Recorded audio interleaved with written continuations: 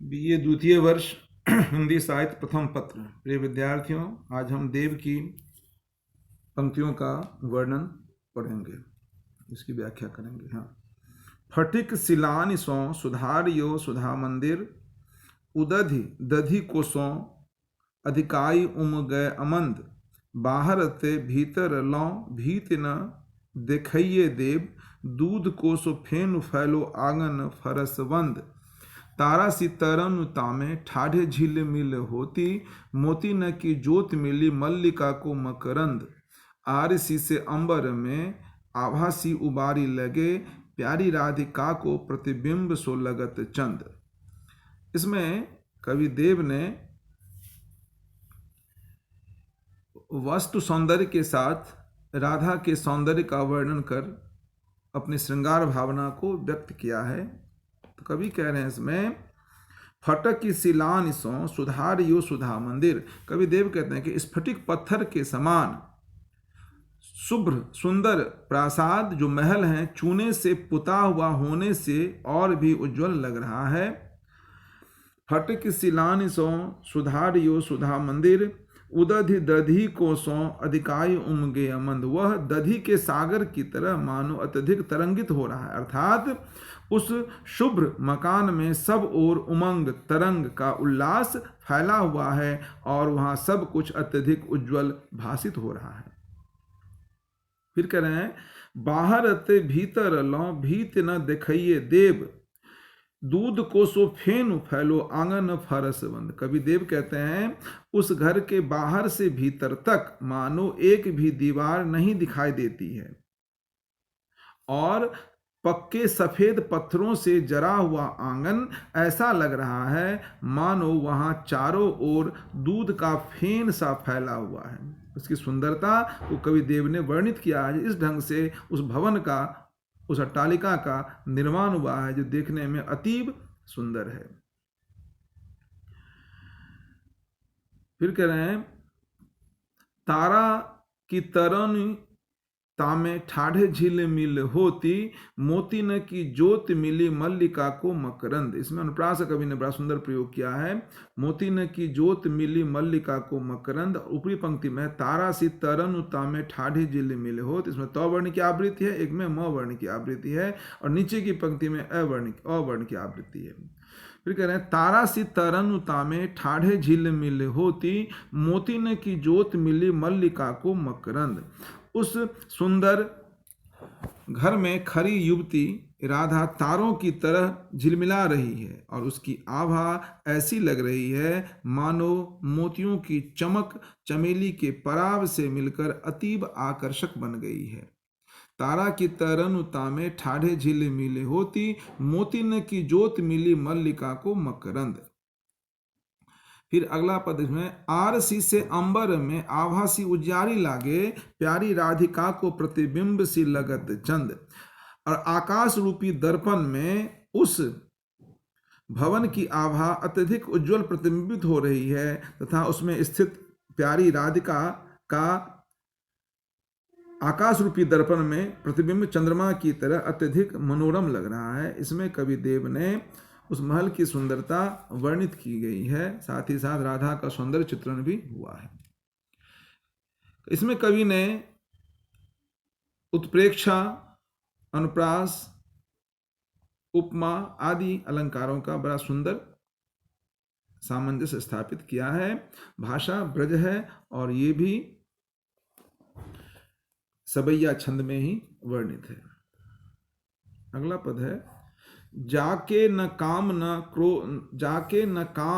क्रोध विरोध, न लोभ छुबे नहीं क्षोभ को छाहो, मोह न जाहि रहे जग बाहिर, मूल जवाहिर तो अति चाहो, बानी पुनीत ज्यों देव धुनी, रस आरद सारद के गुण गाहो, सील ससी सबिता छबिता, कविता ही रचे कविता ही सराहो। इसमें कवि देव ने ऐसे व्यक्ति की प्रशंसा की है जो सर्वगुण संपन्न हो तथा कविता की रचना करने में सक्षम हो। कवि देव कहते हैं, जाके न काम न क्रोध विरोध, न लोभ छुबे नहीं क्षोभ को छाहो। जिस व्यक्ति को काम वासना नहीं स्पर्श करती जो न तो क्रोध करता है न किसी से बैर विरोध करता है, जिसको लोभ लालच नहीं छूता है और क्षोभ भी जिसे नहीं व्यापता, जिसे सांसारिक मोह भी नहीं रहता। फिर कह रहे हैं, मोह न जाहि रहे जग बाहिर, मोल जवाहिर तो अति चाहो। जिसे संसारिक मोह नहीं रहता, जो संसार से बाहर अर्थात माया वासना से मुक्त रहता है, जो प्रकट रूप से सभी से मेल मिलाप रखकर सज्जनों को अधिक चाहता है। फिर कह रहे हैं, मूल जवाहर तो अति चाहो, बानी पुनीत जो देव धुनी, रस आरद सारद के गुण गाओ। सारद कहते हैं शारदा माँ को, जिसकी वाणी देव नदी के गंगा की तरह पवित्र है, जो रस से गीला अर्थात सरस और सरस्वती के गुणों की प्रशंसा करने वाला है। सील शशि छविता सविता, सविता छविता, कविता ही रचय कविता ही सराहो। अगला पद कह रहे हैं, जो चंद्रमा के समान, शशि कहते हैं चंद्रमा को, जो चंद्रमा के समान निर्मल शील सदाचरण वाला और सूर्य के समान प्रखर प्रताप वाला है, स्वयं कविता की रचना कर सकता है, ऐसे व्यक्ति की कवि प्रशंसा करता है। अर्थात ऐसे सभी गुणों से संपन्न और दोषों से रहित व्यक्ति के चरित्र का उल्लेख प्रत्येक सतकवि करता है। इसमें कवि की जो सील है, कवि का जो लक्षण है, उसको इसमें कवि ने वर्णित किया है। और इसमें भी अनुप्रास, रूपक और प्रसंख्या अलंकार का प्रयोग हुआ है। सबैया छंद की गयता और पद मैत्रीय प्रशस्य है। अगला पद है, सासुन ही सो समीर गयो अरु, आसुन ही सब नीर गयो ढरी, तेज गयो गुण लय अपनो अरु, भूमि गयो तनु की तनुता करी, देव जिये मिलबे की आस कै, आसहु पास आकाश रहियो भरी, जा दिन ते मुख फेर हरे हसी, हेर हिय जुलियो हरि जू हरि। सॉरी। इसमें कवि देव ने प्रियतम श्री कृष्ण के विरह में पीड़ित कोई विदग्धा गोपिका अपनी सखी से कहती है कि मेरे शरीर के सारे तत्व समाप्त होते जा रहे हैं, केवल एक तत्व बाकी है, वह भी इसलिए कि वह प्रियतम से मिलने की क्षीण आशा बाकी है। इसमें किसी गोपिका का कृष्ण के प्रति जो प्रेम है, उसको कवि देव ने वर्णित किया है, उसकी विरह व्यथा को चित्रित किया है। सासुन ही सो समीर गयो अरु, आसुन ही सब नीर गयो ढरी। विरह व्यथा से पीड़ित कोई गोपिका कहती है, जिस दिन से प्रियतम श्री कृष्ण ने हंसकर मेरे मन को मोह लिया और अपना मुंह फेर दिया, उस दिन से मेरी लंबी लंबी सांसों के साथ शरीर का वायु तत्व चला गया, आंसुओं के साथ सारा जल तत्व बह गया, शारीरिक कांति के साथ तेज तत्व नष्ट हो गया। ये बता रहे हैं। सासुन हूं सो समीर गयो अरु, आसुन ही सब नीर गयो ढर। नीर कहते हैं जल को, पानी को। नीर गयो ढर, तेज गयो गुण लय अपनो अरु, भूमि गई तनु की तनुता करी। तो कृष्ण के जाने के पश्चात जो उसके शरीर पे प्रतिक्रियाएं हुए, उसी को कवि देव ने वर्णित किया।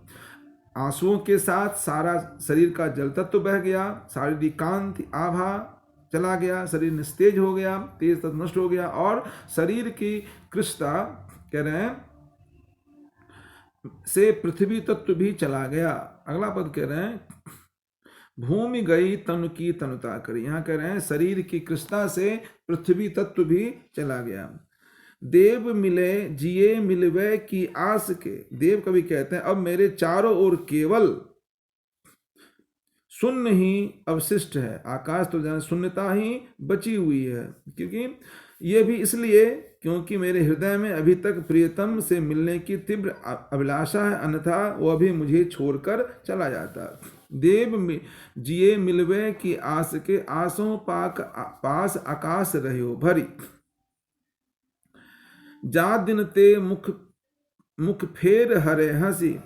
जिस दिन से कृष्ण ने हंस करके हमारी ओर से मुख फेर लिया, हेर हियो जुलियो हरि जू हरि। कह रहे हैं इसमें कवि का आशय यह है कि यह शरीर वायु, जल, तेज, पृथ्वी और आकाश इन 5 तत्वों से मिलकर बना हुआ है। प्रियतम कृष्ण के विरह में वायु, जल, तेज और पृथ्वी तत्व मेरे शरीर को छोड़कर चले गए हैं। इस कारण शरीर अत्यधिक दुर्बल हो गया है और मेरे सामने केवल सूनापन अवशिष्ट है। वह शून्यता आकाश तत्व का रूप है, वह इसलिए मेरे शरीर में अवशिष्ट है। अभी तक प्रियतम से मिलने की मेरी आशा छीन नहीं हुई है। हेर हियो जू हरि, हेर हियो जू लियो हरि जू हरि। हरि हरि में यहाँ पे यमक का प्रयोग किया, हर के ले गया है, एक हरि हुआ कृष्ण के लिए। तो इसमें विरहनी की अभिलाषा नामक वियोग दशा का मार्मिक चित्रण हुआ है और बाघ विदग्धता भी उसकी व्यथा को उभारा गया है के द्वारा। और इसमें यमक, अनुप्रास और पुनरुक्त प्रकाश अलंकार का सुंदर प्रयोग किया गया है। कवि ने सवैया छंद का प्रयोग किया है, भाषा ब्रज है।